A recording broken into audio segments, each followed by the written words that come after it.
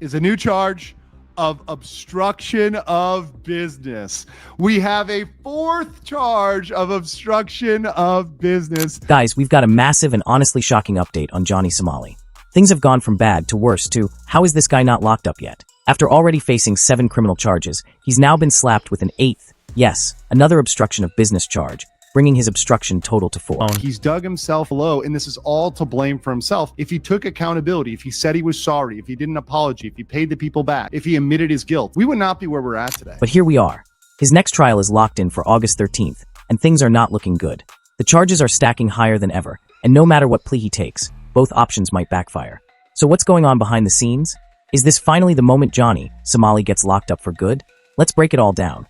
Johnny's now tangled up in 8 different criminal cases. That's not a typo, 8. And this latest charge? It might be the one that changes everything. Up until now, he was already facing 3 obstruction of business charges, but the courts just added a 4th, and this one came out of nowhere. In a recent breakdown from Legal Mindset, they confirmed the charge was officially filed on July 25th. It's a new charge of obstruction of business. We have a 4th charge of obstruction of business that just came in, bringing it to a big number 4. And this was one that was out of left field. We weren't expecting this to come at all. And it's great news because it radically changes the chart and moves it up by far under the guidelines. Now, this new charge will be discussed at his August 13th trial, and it's unclear if Johnny will plead guilty. But with the weight of all these cases behind him, he may be forced to. And if he drags it out, he risks an even worse punishment for him.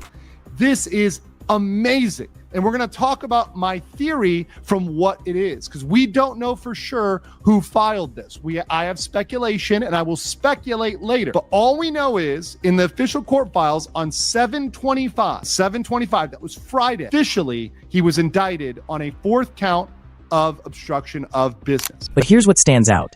This might finally be the moment that South Korean authorities step up. It feels like they're no longer playing around. They've taken the gloves off and are going after Johnny with full force. Still, something's missing in these charges, specifically the way Johnny treated women. There were multiple videos of Johnny Somali harassing women on the street. In one viral clip, he says wildly inappropriate things to a woman who clearly just wants to get away. Hey, can I ask you a question? Can I ask you a question? Where's the hose at? Bro, I don't know. The hose. I know what you mean. You know what I mean? You just said. Where's the hose? You shouldn't be asking me though, because I don't know. You don't know where the... They're probably in the clubs. What club?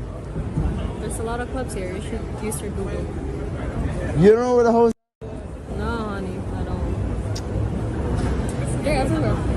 Really? Probably. What's your name?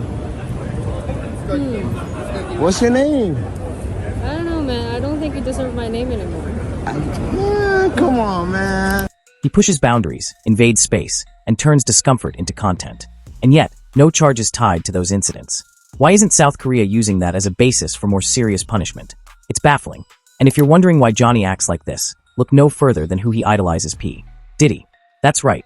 Johnny Somali has openly praised Diddy multiple times. He celebrates him, idolizes him, even compares himself to him. Johnny Somali comparing himself to Diddy and thinking he's going to get away with it. He annoyed them. He kept committing crimes. He harassed them. He prank called them. He was nasty to them. He cursed at them. He did racial slurs to the police, to the judge. He made threats to the judge and his mother. And after Diddy managed to dodge serious jail time in the US, Johnny Somali went online, celebrating like he just won the lottery. He tweeted, "Diddy got off. I'm next." That's how delusional this guy is. He really thinks he's untouchable. Why? Because if Diddy can walk free in America, Johnny thinks he can do the same in South Korea. That's the mindset we're dealing with. And it's dangerous. Let's be honest. This isn't just someone who messed up. This is someone who actively mocked, threatened, and harassed people online and offline. He's made racial slurs at police officers, cursed at judges, and even threatened a judge's mother. And now, he's celebrating other criminals as if it boosts his chances. One person who is celebrating, despite many people being upset about this, angry about the Diddy decision, one person who's celebrating is indeed Johnny Somali. This is a tweet from Johnny Somali, but saying Diddy got off and I am next. So Ramsey Cletus-Smile thinking he is going to get off like Diddy. Now, one of the reasons behind this is because Diddy is actually one of his heroes. Opinions on Diddy. You see from this clip, I'm with the Diddy shit. I'm with the oil shit. Diddy the statue here. I put oil and Diddy on the fish with the homelessness here in Korea. I love Diddy. Diddy, yeah. Before court today, I was listening to Diddy music. I'm coming home. I'm coming home. Tell the world that I'm coming home. But if Johnny thinks he's in the clear, he's in for a rude awakening.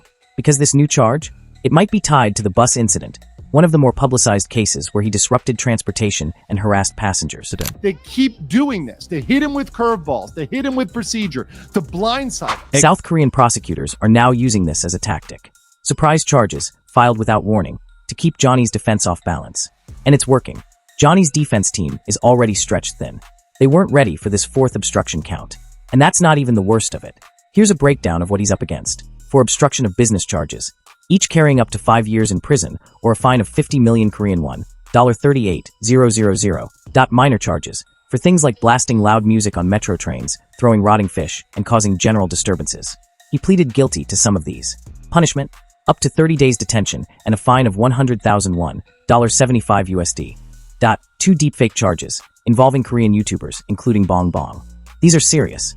If convicted, Johnny could face up to 7 years in prison. And here's the thing, he hasn't pleaded guilty to most of the serious charges yet, so the courts still have leverage. And it seems like they're using it. Let's not forget the psychological part of this. Johnny Somali doesn't just act out, he broadcasts it. His whole career is built on turning outrage into content. It's clout chasing at its most toxic. But now, the same internet that gave him a platform might be what takes him down. Because people are tired. They've seen enough. And even his most loyal followers are starting to walk away. And what makes this even sadder is how predictable it was.